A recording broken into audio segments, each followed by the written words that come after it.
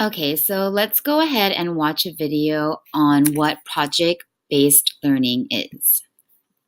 You remember what it was like in school. It was boring. You sat in class, memorized as much as you could, and tried to pass a test at the end. But is that good enough? These days, school can be more interesting and effective by focusing students on work that matters. This is project-based learning explained. Most adults live in a world of projects. Whether it's a job assignment, home improvement, or planning a wedding, we need to actively solve problems. But unfortunately, schoolwork looks more like this than this. Let's take a look at this project-based world. Meet Claire. She was recently presented with a challenge. Her company, Super Suds, makes soap, and it was up to her to find the most earth-friendly way to produce it in the future. Her boss gave her a budget and a few requirements, and it was up to her to come up with a solution. She organized and managed a team who researched the options and created materials summarizing the issues. Claire's team asked for feedback and presented their findings to the boss. Claire came out of the project looking like a rock star, and she learned a lot about green products.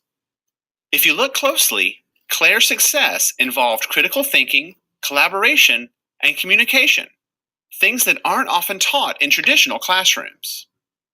The world needs more Claires, so how do we get them? The answer is project-based learning, or PBL. By focusing students on a project, teachers put them on a path that deepens their knowledge and builds skills they'll need in the future. Here's what I mean. Mr. Simmons has always been a good science teacher, and his students do well on Friday's tests.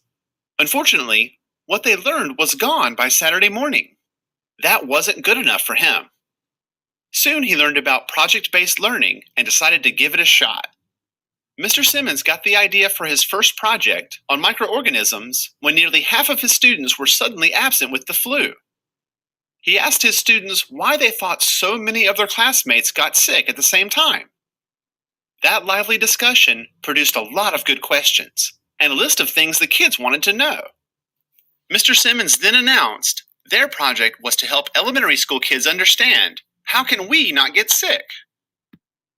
So I won't finish the whole video, but PBL, project-based learning, is a great way not just for students to get real-world experience in the classrooms and collaborate and think creatively, but it also really engages them. It allows them time to not just learn from a textbook, but really, talk to their peers, talk to their friends, which they really enjoy doing.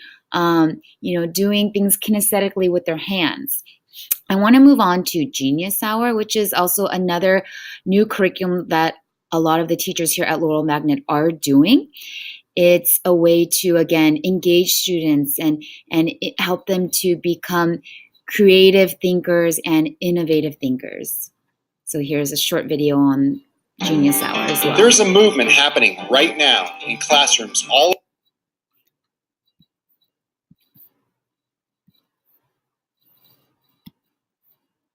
Okay, so here's the video on Genius Hour. There's a movement happening right now in classrooms all over the country that encourages students to explore their own passions and creativity. Students at all grade levels will be engaged like never before. I present to you Genius Hour. This is where student passions come to life. Genius Hour has many roots, but is based on a business practice that Google uses with their development team. They allow their developers to spend 20% of their time at work on projects that interest them, provided that it has the potential to advance the company. The idea is simple.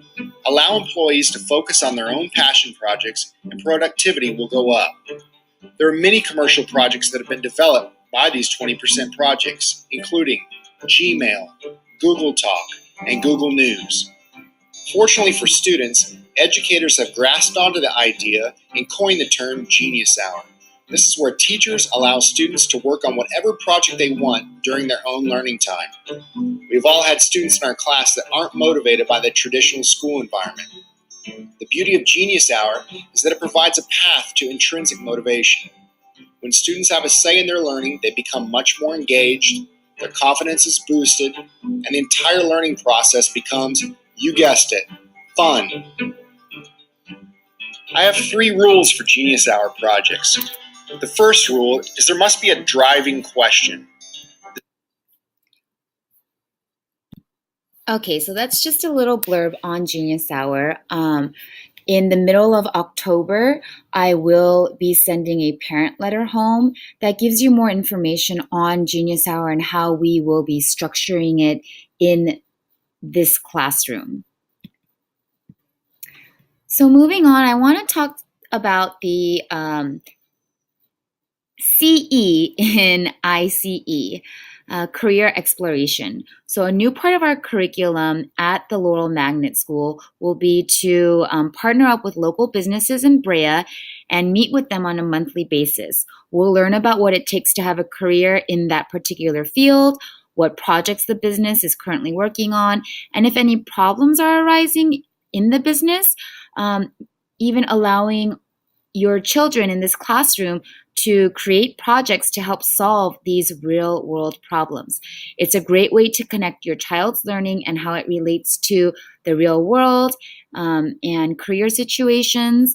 Our hope at Laurel Magnet of ICE is to inspire students to focus and try their best in school so that they can fulfill their dreams and goals of becoming that future soccer player, YouTuber, restaurateur, engineers, or even doctors.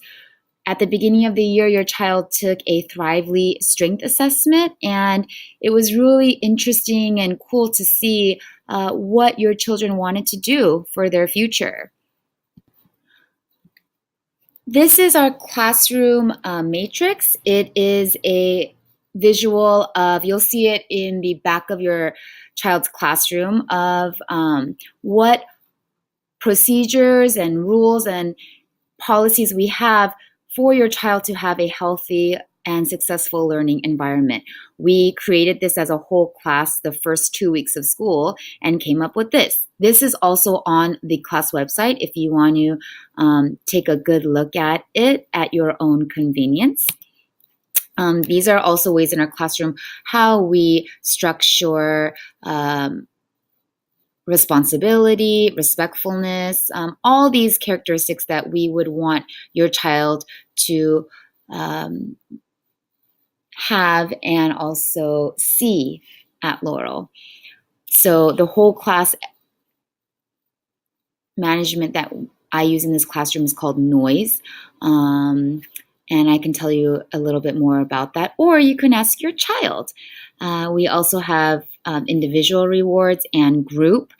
If you notice here, we use Class Dojo a lot for class behavior for all different types.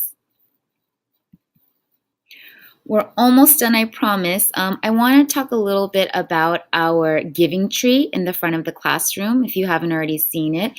If you feel hungry to donate, please pick an apple from our donation tree. Our class is always in need of supplies, and we would super appreciate your support. So if you are able to, please pick a donation apple, and you can donate the item whenever you can. Before you leave, we have parent-teacher conferences from October 25th through the 29th. After the presentation is done, please use your child's Chromebook and enter the URL that you see on this slide and complete the Google form to sign up for a parent-teacher conference time. You can also use this barcode scanner, which I will make smaller. So if you wanted to scan, if you had a QR scanner, you can use that to scan this barcode, and it will also take you to the Google form to sign up for a parent-teacher conference time. Before you leave, there's a sweet message for you from your child.